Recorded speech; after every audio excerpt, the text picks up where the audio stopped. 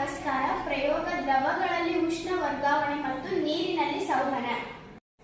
ಗಾಜಿನ ಬಾಟಲಿಗೆ ಶಾಯಿಯನ್ನು ಹಾಕಿ ತುಂಬಿಸಿದ್ದೇನೆ. ಕೊಠಡಿ ತಾಪಮಾನದ ನೀರನ್ನು ಹಾಕಿ ಜಾರ್ನೊಳಗೆ ತುಂಬಿಸಿದ್ದೇನೆ.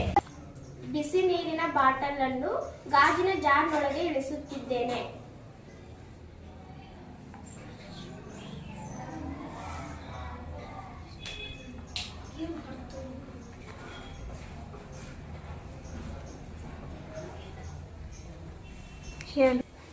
ಶಾಯಿಯಲ್ಲಿರುವ ನೀರು ಮೇಲಕ್ಕೆ ತಳ್ಳುತ್ತಿದೆ.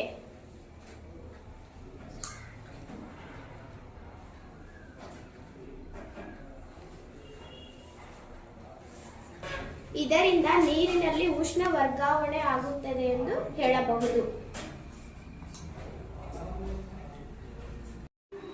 ಈ ಪ್ರಯೋಗವು ದ್ರವಗಳಲ್ಲಿ ಶಾಖ ಹೇಗೆ ವರ್ಗಾವಣೆಗೊಳ್ಳುತ್ತದೆ ಎಂಬುದನ್ನು ತಿಳಿಸುತ್ತದೆ. ಕಡಿಮೆ ಸಾಂದ್ರತೆಯ ಹರಿವಿನ ಮೂಲಕ ವರ್ಗಾಯಿಸಲ್ಪಡುತ್ತದೆ. ಇದನ್ನು ಸಂವಹನ ಎಂದು ಕರೆಯಲಾಗುತ್ತದೆ. ಬಣ್ಣದ ಬಿಸಿ ನೀರು ಕೊಠಡಿ ತಾಪಮಾನದ ನೀರಿಗಿಂತ ತುಂಬಾ ಬಿಸಿಯಾಗಿರುತ್ತದೆ ಮತ್ತು ದಟ್ಟವಾಗಿರುತ್ತದೆ. ಜಾರ್ನಲ್ಲಿರುವ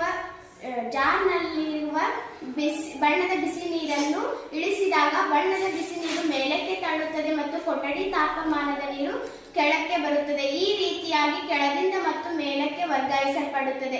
ಜಾರ್ನಲ್ಲಿನ ಬಣ್ಣದ ಬಿಸಿ ನೀರು ತಣ್ಣಗಾಗುತ್ತಿದ್ದಂತೆ ಕೊಠಡಿ ತಾಪಮಾನದ ನೀರಿನೊಂದಿಗೆ ಬೆರೆಯುತ್ತದೆ.